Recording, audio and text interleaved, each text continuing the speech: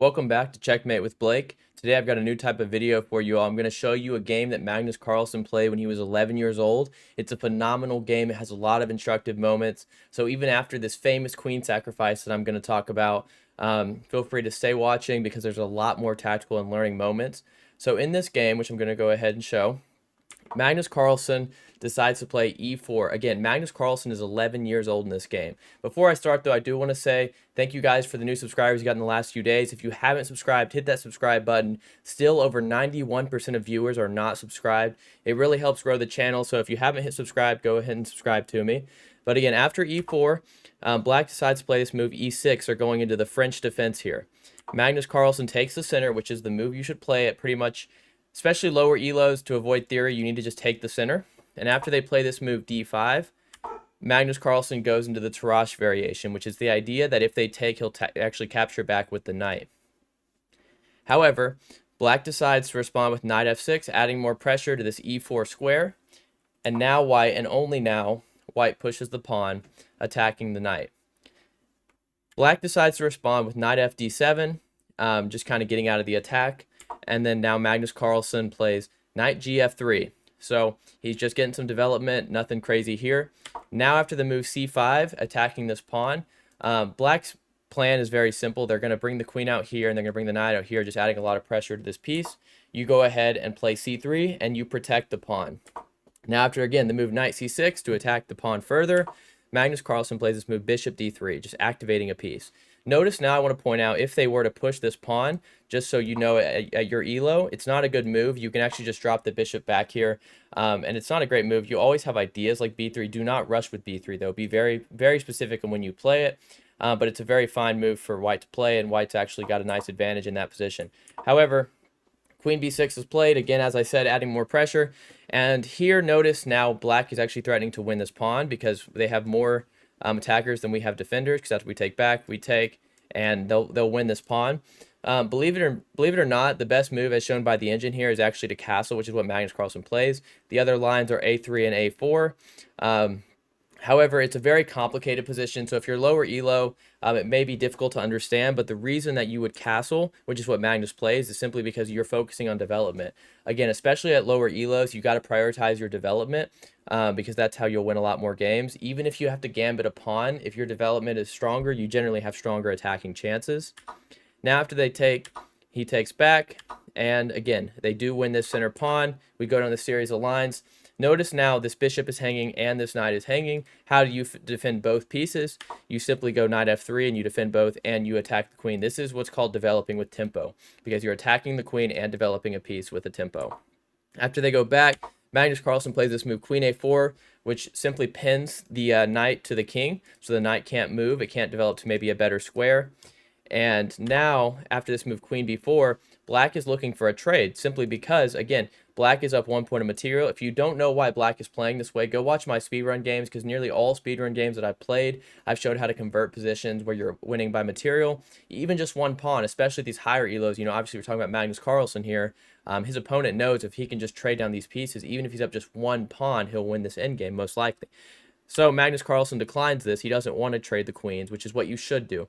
If you're down material, unless you have a reason to trade the queens or have a reason to get rid of material, you shouldn't do it. But his opponent insists and plays queen c5. Magnus again goes queen e2. He's trying to avoid trading the queens. Now after the bishop develops, Magnus goes bishop e3, again attacking the queen with a tempo. So he's developing with a tempo.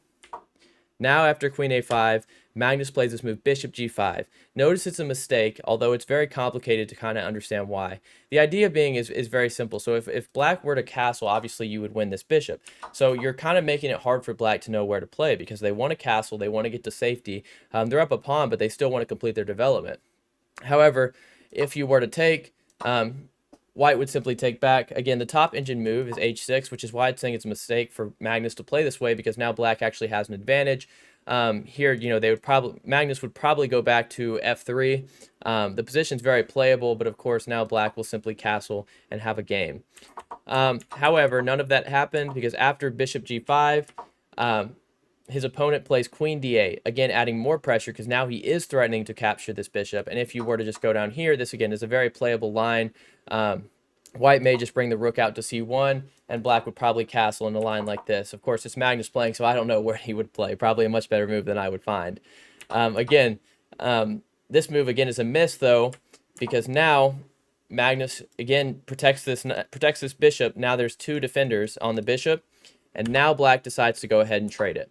Knight g5 is his best, and now he plays this tricky move. His opponent plays this tricky move, which is queen e7. And the idea behind this tricky move is, okay, let's say that you play a random move like a3. The idea, well, not a3, sorry. The idea behind this move is actually for Magnus to see if, or his opponent to see if he will take this pawn. Because if Magnus decides to take another pawn, there's this move queen h4, and notice you're double attacking it. And if the knight were to move anywhere, this is checkmate. So it's a tricky move. His opponent's trying to see if 11-year-old Magnus will fall for it. But anyways, Magnus does not fall for it. Plays the move rook a to c1, and simply, not going for this pawn because maybe he sees this tactic. I'm sure he did. So he goes rook a c1, just putting it on open file. And now after the move h6, try and pause the video, find the winning move. What does 11-year-old Magnus Carlsen play in this position to win the game? If you can't find it, again, take a second, try and figure it out, try and see it yourself. But the move is actually queen sacrifice on a7, taking a pawn, simply a pawn. Notice that the knight is hanging, but he's taking a pawn, because if you capture this, you'll simply win the rook in the corner and win this game. You have a lot of pressure on this bishop. You're going to take and win this game. However, his opponent sees this and instead goes rook b8, trying to save his rook and eliminate these threats. Magnus insists, and he plays another brilliant move, sacrifices his queen again. Now, after the knight captures, he then takes with this check, and after the queen moves, wins another rook. I want to go back just 1 second too, to kind of show how this line would play out a little different too. Let's say that the rook had captured this queen, because you may be wondering, well, what's the whole idea behind this queen sacrifice? Well, after he captures the queen, Magnus would have taken this bishop. Only move is to block with the queen. After you block, you take, they take back, and you have a fork here, and you actually win a whole piece. And Magnus is up 3.5, completely crushing in this position. So again, that's what happens if his opponent would have taken the queen. But instead he goes here, and like I showed, he sacrifices the queen another way. Now after rook takes c8, notice the king does have this escape square, and you can actually just capture this pawn, or this rook over here. Now, of course, this knight is hanging, so is this knight. So if they were to capture here, which is the wrong move, we would take here. Notice we have two rooks and a bishop for the queen, in exchange for the queen, basically, because that's all they have. Obviously, this is completely winning for white. It just depends on piece coordination is what you have to focus on here. You need to get your rooks connected if you can, and use your bishop, because these two rooks are generally worth what a queen is worth, and you also have an extra bishop, so of course you're completely winning. So black in this position decides, instead of capturing the knight, they actually want to develop their knight and save it. Now Magnus just goes back, plays knight f3, defending the e-pawn, and now they play the move f6, further attacking the e-pawn. Magnus is not interested in trading down these pieces, so he instead goes bishop b5. Even though, this pawn, is probably going to capture on the next move, well, now the knight can't recapture, and white's knight will be able to recapture in this position. After they take, Magnus takes this knight, eliminates it, and now plays knight e5 check. Black decides to go forward, and Magnus just simply goes rook e1, protecting his knight. Now after the king goes back here, Magnus plays g3. The idea behind g3 is probably to create some breathing room so that when he activates his rook, his king will not have any back rank checkmate threats. Now after this move, queen b4, which is a very instructional move because you're attacking the rook and attacking this pawn. This is a great move to play in this position.